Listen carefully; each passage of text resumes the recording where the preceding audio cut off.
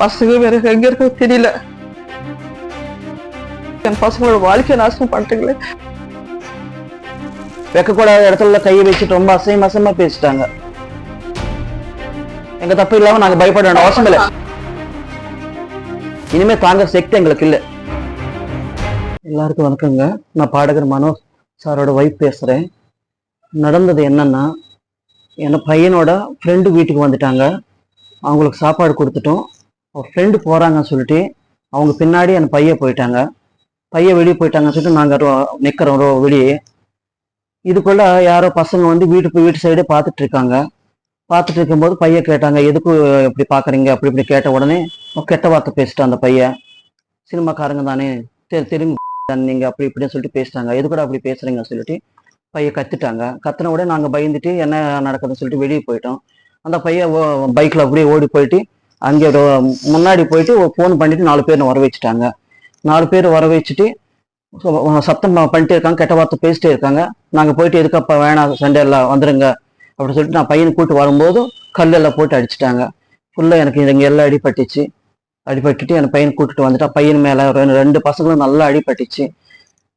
எதுவுமே தெரியாம என்ன நடந்துச்சுன்னு தெரியாம இஷ்டத்துக்கு என்னென்னமோ எழுதுறாங்க, என்னென்னமோ பண்றாங்க, என்னென்னமோ பேசுறாங்க.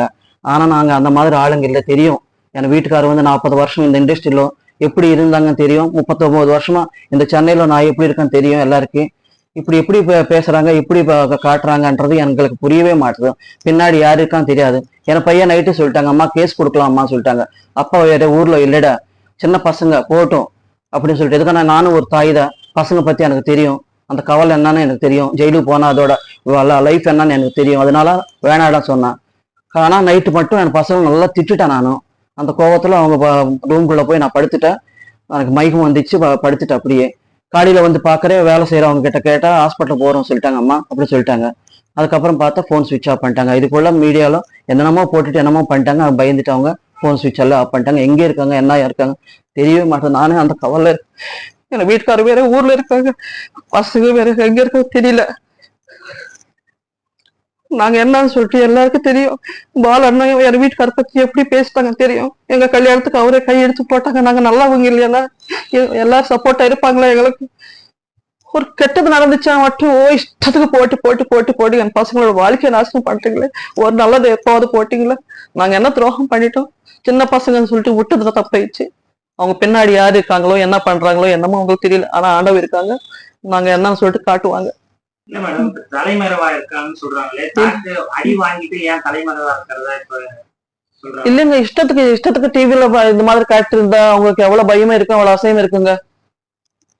வீடியோல பாக்கும்போது கட்டையெல்லாம் வச்சிருக்காங்களே, அது அவங்க தானா?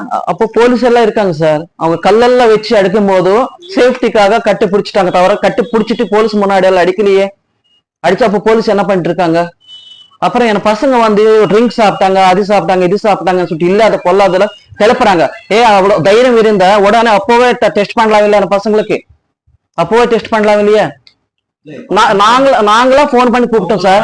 போலீஸ்காரங்க வந்து நாங்களா போன் பண்ணிட்டு வாங்க சார் இங்க பெருசா நடக்குதுன்னு சொல்லிட்டோம். 100 பண்ணிட்டேன், 103 பண்ணிட்டேன்.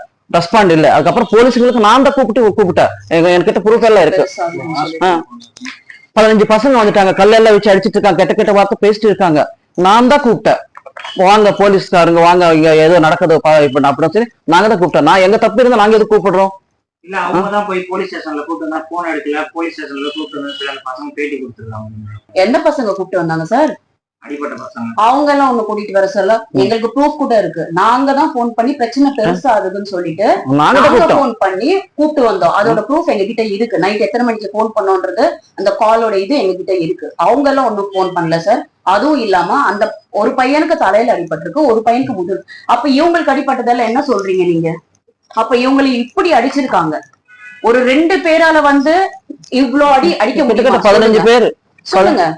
எத்தனை பேர் அங்க கூடிட்டாங்க தெரியுமா? பாருங்க, இவங்களுக்கு எவ்வளவு பையனுக்கு எக்ஸ்ரே எடுத்துட்டோம், போன்ஸ் எல்லாம் இதாயிடுச்சு. ஹாஸ்பிட்டல்ல போய் பண்ணிருக்காங்க எக்ஸ்ரே. இங்க ரிப் கிட்ட இவங்க பெரிய பையனுக்கு ஏர் கிராக் ஆயிருக்கு ரிப் கிட்ட. என் ஹஸ்பண்டுக்கு தலையில அடி. இத்தனை அடியை வந்து 2 ஆளுங்க, அந்த 2 பசங்களால அடிக்க முடியுமா? அவங்க கால் பண்ணி 4-5 பேர் இல்லாம 10 பேர் ஆயிட்டாங்க. நான் ஸ்டாப்பா இவங்கள வந்து தாக்கியிருக்காங்க. இப்படி அடிக்க முடியுமா? கல்லால அடிச்சு, எங்க அத்தைக்கு கல்லால அடிச்சு, அவங்க இங்க கையில அடிப்பட்டு அவங்களுக்கு தெரியல.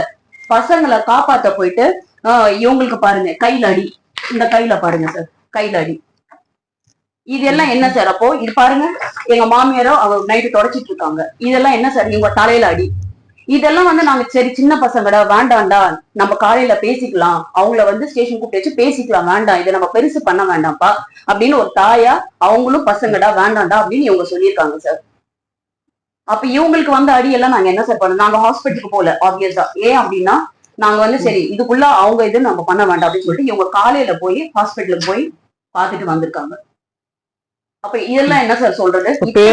பேர் இல்லாதவங்கன்னா அது வேற விஷயமா? இதுக்கு என் ஹஸ்பண்டுக்கு ஒரு பேர் இருக்கு, அதனால நாங்க பயந்து தான் வாழ்றோம். நானாகட்டும் என் பசங்களாகட்டும் என் ஹஸ்பண்ட் மேல அவ்வளவு மரியாதை இருக்கு எங்களுக்கு தெரியும். ஒரு பேரு இருக்குன்னு சொல்லிட்டு இவ்வளவு இங்க பாருங்க, தலையில அடிச்சிருக்காங்க, பின் தலையில, கால்ல அடி, கையில அடி. எங்க ஹஸ்பண்ட காலால வந்து எட்டி அடிச்சிருக்காங்க. இந்த இடத்துல அவரால் நடக்க முடியல. நைட்டே வந்து ஜுரம் வந்துருச்சு அவருக்கு. இவங்க கத்துனதுனால இப்ப அவங்க எங்கன்றது கூட என் மருமக பின்னாடி வந்துட்டாங்க. நான் மயக்கமா இதாயிட்டு இருக்கேன் வந்து அந்த பொண்ணு மேல வைக்கக்கூடாத இடத்துல கையை வச்சுட்டு ரொம்ப அசையமா பேசிட்டாங்க.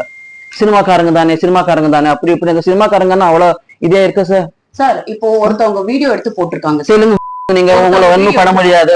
அது அவங்க பேட்சோட பையன் தான் நினைக்கிறேன். ஏன்னா அந்த வீடியோல இன்னொரு பையன் கத்திட்டு இருக்காரு, டே அடிக்கிறாங்கன்னு சொல்லிட்டு. அப்ப இது நோக்கத்தோட தானே சார் பண்ண மாதிரி. அப்போ அந்த பையனை வீடியோ எடுத்து ஃப்ரெண்ட போய் காப்பாத்தாம என்ன சார் வீடியோ எடுத்து அப்லோட் பண்றதுக்கு தானே இதெல்லாம் பண்ற வேலை. இவங்க வந்து பேர் இருக்கிறதுனால தானே இவங்களுக்கு பேர் இருக்கிறதுனால. என் பசங்க என் பெரிய பையனுக்கு வந்து ஹீரோ ஆகணும் ஆசை, ரெண்டாவது பையனுக்கு சிங்கர் ஆகணும் ஆசை. எங்கே போனாலும் செய்யாத தவறுக்கெல்லாம் நீங்க அது செஞ்சீங்க மனம் எப்படி பண்ணமா பண்ணிட்டு வாழ்க்கையே இல்லாம பண்றாங்க சார். பேருக்கு போலீஸ்ல நீங்க உங்க தரப்புல புகார் கொடுத்திருக்கீங்க. நீங்களும் யாரும் வந்து விசாரிக்கல சார். யாரும் வந்து நீங்க தான் வந்து சார் விசாரிக்கீங்க சார். இந்த 2 நாள் யாருமே இவங்களை வந்து விசாரிக்கல. வந்து எங்க பேரு எங்க நம்பர் இதை மட்டும் தான் எழுதிட்டு போனாங்க. அவங்க எங்க இதுதான் கேக்குறாங்க. நான் மீடியா பத்தி தப்பா பேசல சார். ஆனா ஒண்ணு போடும்போது கொஞ்சம் யோசனை பண்ணிட்டு எந்த மாதிரி ஆளுங்க அவங்க சொல்லிட்டு ஒரு யோசனை பண்ணி போகணும் சார். நாளைக்கு வாழ்க்கை என்ன ஆயிடும் சார் பசங்களுக்கு?